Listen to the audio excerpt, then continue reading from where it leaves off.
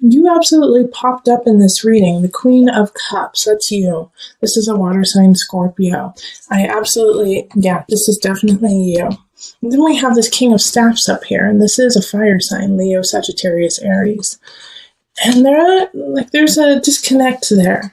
All right, so for those of you, I do feel like almost a sexual tension between the two of you. I feel like there's this rift going on, like you guys can't be together, but you want to be together. And so let's explore this a little bit and see like what context it is when it comes to relationship and in work, because the Six of Swords is moving on. And so I think at the beginning of November, you're going to have this feeling, this impetus to push through on a job. But also I feel like some of you guys just feel like you need to move on with people in your lives and let go of some people. We have the Two of Cups in reverse. And so this is kind of a break away from people that you hold dear in your life. And it's also a disconnect too. And this disconnect is definitely connected to the Seven of Swords. And Seven of Swords is, it's a sneaky Pete. It's, someone taking something from you, feeling lost, feeling like you don't have enough because somebody else has it. And so these two are linked together, and it's like almost the cups are dripping down into the swords. And so I do feel like if you are in a relationship with a Leo sign, there is going to be some deceit. There's going to be some situations where everything's not out on the table and you don't know exactly what's going on. You don't have the full story, and they're kind of feeding you, these niceties, sweetness, and it's all a lie in a way. And so what you're going to have to really do is dig deep, Scorpio, which is easy for you because you're coming into your own judgment. You've got to use what you know. Okay, judgment popped up for the energy coming in from October. You got to listen to your heart. You instead of talking yourself out of yourself in a way. It's like, no, maybe I'm overreacting. No, maybe they are not cheating on me. Maybe they didn't steal my car. Let me just give them a chance. And you're trying to talk yourself out of something you just know to be true. And you're like, I can't be that. I don't want to be a jerk about the situation. I don't want to be an ass, I'm always that person. Like I can feel like Scorpios being like, I don't want people to think I'm always that person, who accuses people or is a little more harsh, uses stronger wording. But Scorpio, you're just speaking the truth, right? Sometimes people don't want to hear the truth. So just speak clearly, speak that tongue, speak the tongue of truth. Because you see something going on and it's right. And the Hermit is like, just shine light on that. Shine light on what you know, even though it's going to be hard to say. Because in the Four of Pentacles, it's also here, Four of Pentacles. You're starting to realize that what you wished for, what you wanted out of this situation, and I do feel like it is a love relationship or a very close relationship of some sort that is kind of going wonky. Like what you put into it, what you're like, you know what, I want it to be white picket fences, 2.5 kids. I want us to get married on the beach and then we're going to go to Italy afterwards. Like all of these things that you put on this relationship aren't needed and aren't what's going to make you happy anyways. And so that illusion that you had created with this person, this King of Staffs, and even though they're in the upright, like they're doing what they need to, they feel like they're doing just fine. Oh, Scorpio, here's another situation too that Spirit just actually threw at me, is that, okay, I'm getting all over the place. Hold on, let me go back. So this energy that, that you have put into the relationship of what I want it to be, it won't make you happy. And what will make you happy is like a soul connection. And here's the thing about this King of Staffs right there, is that they're in the upright, like I was just saying, they're in the upright, so they're doing really, really well. And maybe they have done some things that are awry. made some choices that aren't in your best interest, but are in their best interest. And so that's conflicting. But you have to let it go. You know, Seven of Cups is like not seeing choices clearly.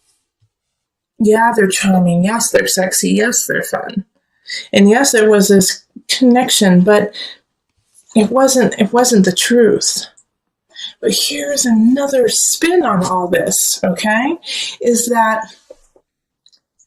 there is this amazing soul connection between the two of you, and that you are meant to be together, Two of Cups. However, something is blocking you too.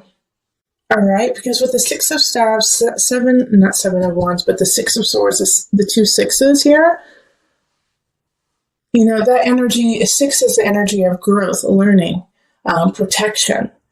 You know, it's often nostalgia, looking to the past so that you can move forward. With these two energies, it's like they're almost conflicting for you guys. Like you have an idea, a foundation, and he or she has a foundation, and they're not the same. And so it's like you guys have to step differently to meet each other. You know what I mean? Like you guys have two different paths, but to step on the same path, it's different levels. Like one of you guys may need to give up where you live, while the other person may need to give up the idea of marriage. You know, that you guys will get married, but you will be together forever. It's like, oh, I'm sorry. I know that I probably sound very confusing to you right now, but there's just like so many different situations going through my head for you that like there's like this block that is definitely there that is not your fault. And so that's a possibility too, is that there's just this third party in a way, even though we didn't get, you know, the Three of Swords, but we did get the Seven of Swords. We have like this other party who's trying to split you guys up. And, you know, you can apply this to work too, really, but this is so relationship. This is so romantic, so about the heart.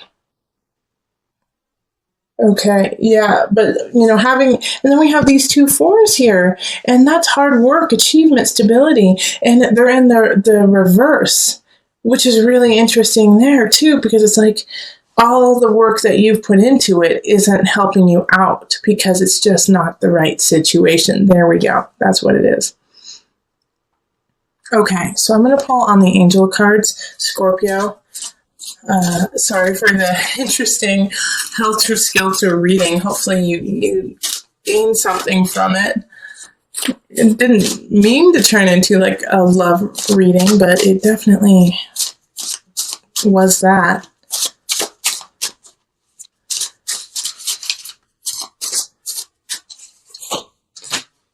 Okay, River, Surrender. Another sign got this. I'm not sure which one, but another sign did get this. Surrender. And I didn't read the book for them because it just didn't feel like that sign needed it, but I am going to read it for you because I'm getting called to, that there's something in there that you guys need to hear. Now, these cards are actually based on mothers, but that's why I love it, is that we all nurture and we all have a mother within, so come at it from that perspective.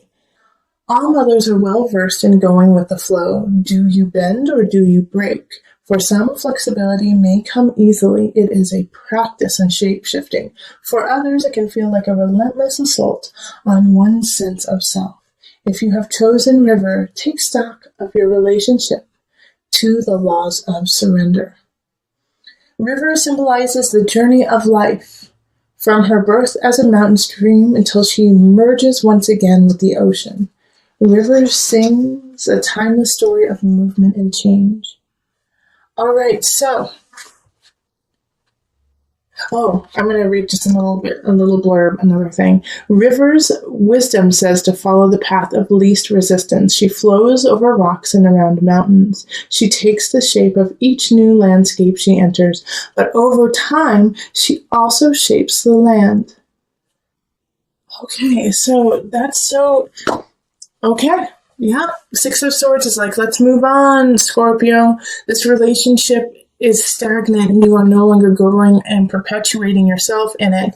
So step back, find your light, understand that there are other energies that you don't know the whole truth about, which are actually not working in your favor. And so you have to gleam the light on that, hermit, go into the details, show the light in the dark, to figure out what steps you need to take next, because what you have been working on is not working. So go with the flow, see what happens, and then from there, let your heart shine and guide you down the river. So with the 5 of chalices here, it's, time to let go of what has already happened, that you can't change the past. You can't change the immediate past. You have to step up to it and own your situation, own your space in the situation. 5 of chalices is saying stop looking at the negative aspects of something going awry, of losing something, but realize what you have remaining and what you have to work with, that you have plenty to work with. So make sure that you lament and you mourn the loss of something, absolutely. But then you turn around and you see what you have left and fill yourself with gratitude. Because we do have arguments happening that second half of October, the second half of November. All right. So 5 of Wands is talking of fights within relationship, fights within family. For us in the States, this is the energy of Thanksgiving, like meeting with your family. Maybe your family has completely different political views than you do, and you guys start to kind of pick at each other, and it turns into like a full-blown argument, fight before the turkey has even hit the table. So make sure that, you are taking stock of where you are before actually starting that fight, picking that fight with somebody else, and just start to, really think about, will I really regret this tomorrow if I pick this fight with somebody I love? Will I turn into the 5 of chalices and go, oh gosh, why did I do that yesterday? When I love this person and it's not even worth fighting over, Or it could be the opposite too. It could be, oh my gosh, why didn't I stand up for myself? Why didn't I, say, gosh, what you're saying is totally wrong and I don't appreciate it and I find it disrespectful. Why didn't I say that? So the 5 of Wands is like, pick your battles, choose your battles wisely, because all the battles that you are about to have a meaning and will affect you in the future, and will affect how the other person deals with fights and arguments with you in the future. So pick them wisely. And we have the King of Wands popping up, and they popped up in your November reading too. And this is, a Leo, Sagittarius, Aries. They're still here. And so the connection, though, this is with work. So, go back to the November reading after watching this, because I'm going to add on to it right now.